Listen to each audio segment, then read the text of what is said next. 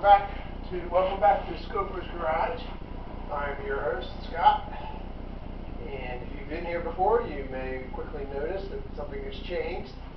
I don't have my 1978 928 here with me. And that's because I have just taken delivery of this car, which is a 1981 924 Turbo. Let me tell you the story behind acquiring this. When I was young and learning how to drive, and my first couple years in college, I had access to my parents' Toyota Celicas. My dad had a 74 GT, brown with, as I recall, a half vinyl roof, and my mom had a silver 77 ST that I ended up receiving as a college graduation gift with 100,000 miles on it. And so I was thinking, it would be really neat to get one of those early Celicas, especially the Mark I, like the 74. And so I started looking for one and was pretty stunned by the prices. The cheapest ones I think I saw were $6,000 or $8,000, and they were really rough. Nice ones were $15,000, even over $30,000 on Bring a Trailer. So I was like, well, that's out of the picture. About that same time, a friend of mine, Rich Bauer, who's got a number of Porsches, showed up at a Cars and Coffee with a 924 Turbo. And I was like, holy cow, I had totally forgotten that they made that model. And I really dig it. I love the subtle but serious NACA duct on the hood, the extra vents on the front of the hood, the bigger wheels and tires. Long story short, it seemed to me to be a whole lot more car than the Celica was. And so I started looking for one. And then actually on a 928 forum, somebody posted a picture of a 928 for sale. And in the background was this car. And just a side shot of it. And I'm like, hey, is that a 924? Is that for sale too? And he said, yes, it is. And it's a turbo. I'm like, holy cow. That's very cool. I love the color, right? And I love the specific model, the turbo. So I talked to him. He sent me a bunch of pictures. Didn't really have much information about it because it had been purchased. He got it from a estate sale. He got it, that 928 that was in the ad, I think an early Toyota Land Cruiser, and a couple other cars. So I said, well, here's the deal. I said, I'm having a garage built right now, but it's not going to be ready for at least 4 months. And he said, that's no problem. I've got a big shed that I can let it sit in until you're ready. So that's what we did. I paid about 75% of the price, at which point he sent me the title and a key. So, that made me feel a lot more comfortable. And so that all happened back like in early June of this summer. And I just took delivery here right about the 15th of September. So 3.5 months, I think that would have been June, July, August, half of September, yeah. And so now here it is. It doesn't run. Well, it runs if you're spraying starter fluid, or I think he was using brake fluid, into the intake manifold. It will run under that. But it doesn't run on its own, which tells me it's probably something simple in the fuel system. So I'm obtaining a fuel filter, a couple hoses. I just got a little compressor so I can blow out the lines. And it needed a new battery, of course. It's going to need a bunch of things, but my first goal was to get it running so that I can at least drive it in and out of the garage, because my Boxster is above it, and September, October is a wonderful time to be driving a Boxster in southern PA, so I'd like to be able to get to it.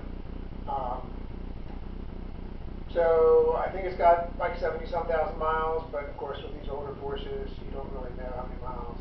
I see receipts or registrations from 05, 06, 07. The tires are from 05 or earlier. But interestingly, there's a brand new ANSA exhaust with a date on it of last year, 22. So it's like somebody was thinking about getting it up and running again, and just whatever didn't have the So, maybe I'll get up here and give you a quick walk around of the car.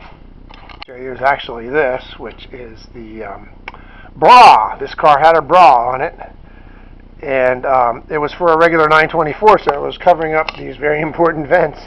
So I pulled that off right away. In doing so, I noticed that the front bumper is not aligned very well. And the bra was covering some kind of paint damage. I'm not sure really what happened here. Maybe it's because of the bra, actually. But at any rate, of course, it's very dirty. I haven't done any of that. I did start digging into a little bit of the engine compartment, and the coolant tank here had a lot of crud in it. Freaked me out. But the hose that connects to the bottom of it has fresh-looking green coolant in it, so maybe it's not so terrible. The brake fluid, it's got to go. It's really ugly looking. And I sprayed all of these connections because I'm going to be taking all these fuel distributor lines off and blowing them out, and the injectors as well. It didn't have any straps on the intake or the air filter gasket, but after buying a couple, I found this one in the passenger side of the car. So I think that's pretty much it from the front here. The driver's side mostly looks good. It's pretty shiny. There's a pretty good scratch there. It's missing the body, the door ding protector thing there. It looks like blue film on the windows. But this side of the car, I'm pretty tickled with. And so I bought this car sight unseen, just a bunch of pictures and a walk around video, kind of like what I'm doing. This is still very dirty. You can see where there was blue tint inside, and it's mostly peeled off. But I love the script. Got the Porsche back there. This is I don't know. It's very soft. It looks pretty sponge-like. I think that just happens. I don't think it was that way originally. I'm not sure.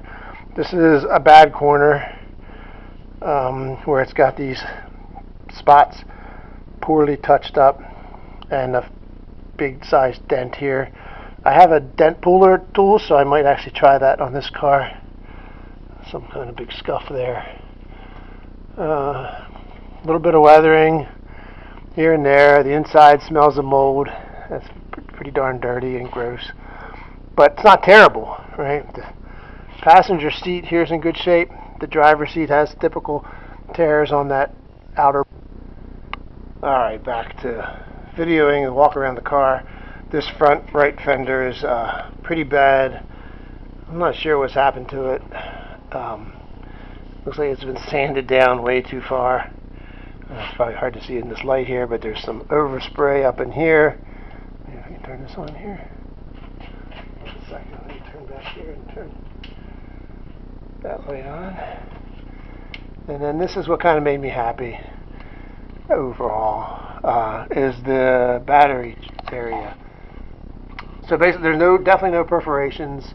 There's some salt down in this corner right here from the battery, but no real corrosion, so very happy about that. I'm guessing there's a shield missing here. I'll have to do a little research on that. So the immediate things, well, the immediate used things are one, it needs a new rod. This rod isn't long enough. Well, maybe it is, actually. I'll have to look. It seems like it should have some kind of an end to it. Here, can you see that? There. To go down in there. But I'll check out my buddies. I have no idea what this white heavy wire is doing. So we'll have to figure that out. So I have at least one strap now, so that helps. Here, I've got new spark plug wires coming. You can see they're mismatched, which kind of makes me nervous, and they're only like $30. So, want to get. I picked up a battery tonight, so I won't be putting that in there yet, because I'm going to take it around back and test the fuel pumps after I disconnect the hoses from the fuel pumps. Let's see if they spin. um, so the brake fluid. Oh, here, look, I started the list. Let's look at this real quick. The oil looks fresh. It's kind of cool. The brake fluid's awful.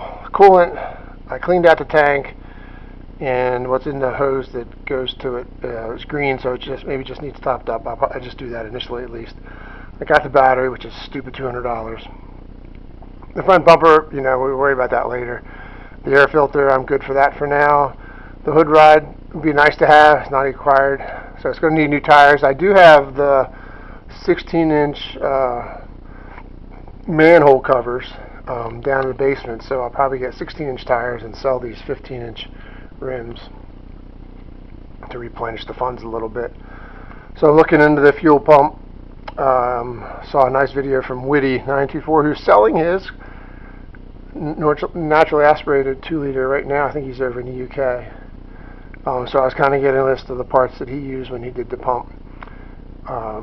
There's a nasty, let me see if I can get back here real quick.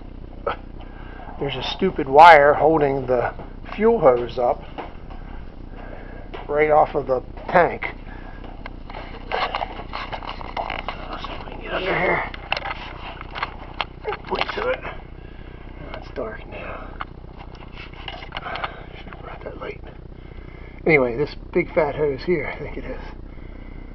Yeah, it's hanging up by like not even a coat hanger, it's just a thin wire, uninsulated metal wire. Crazy.